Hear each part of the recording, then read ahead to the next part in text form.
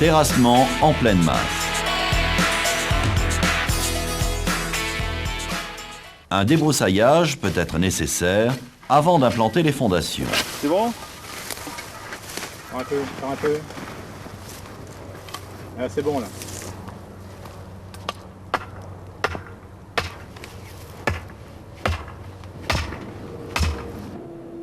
Le décapage permet la récupération de la terre végétale qui est stockée pour sa réutilisation. Lors du terrassement, la chaussée doit être maintenue propre aux abords du chantier. Le nettoyage des roues et le balayage de la chaussée sont indispensables. Ici, le terrassement en pleine masse nécessite un talus, une rampe pour les engins et un moyen d'accès pour le personnel.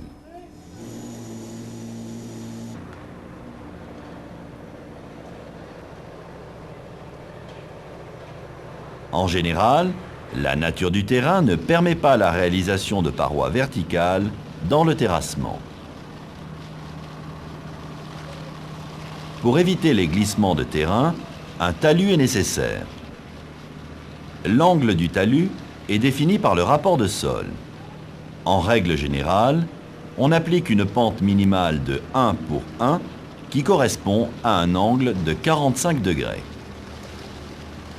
Ici, pour un terrassement de 3 mètres de profondeur, la tête de talus est déportée de 3 mètres.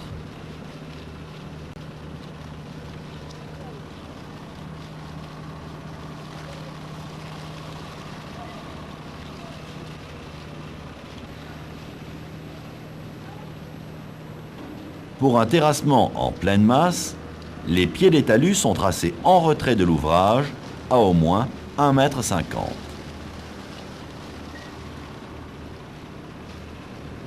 Cette distance permet la mise en place des coffrages et la circulation des ouvriers.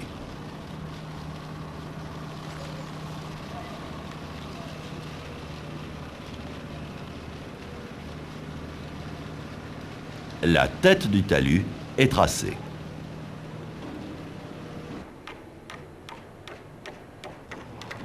Les garde-corps sont posés en retrait par rapport à la tête de talus. Le terrassement commence au trait du pied de talus.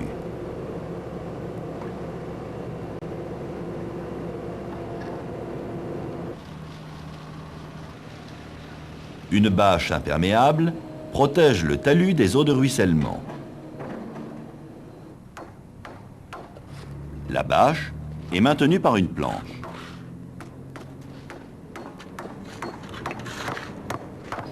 Un merlon de terre fixe la bâche en partie basse.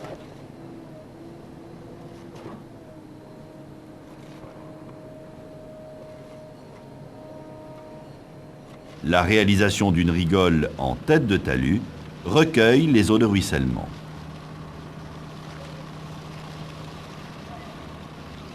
Voici un stockage de bastin près de la tête de talus.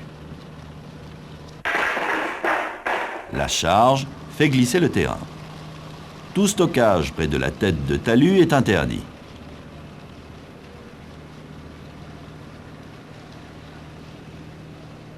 L'éloignement de la zone de stockage est fonction de la nature du sol et de la charge à stocker. Un contrôle permanent assure le bon niveau de terrassement.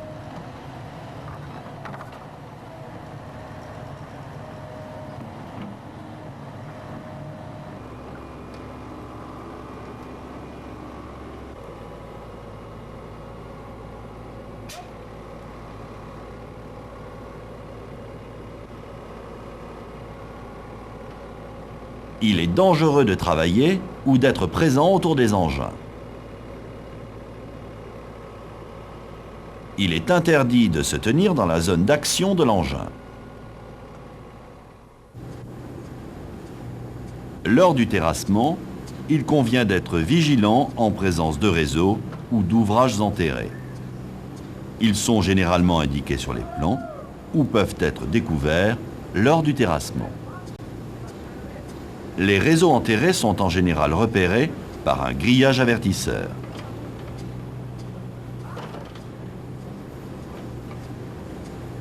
Le grillage avertisseur est positionné à environ 20 cm au-dessus des canalisations.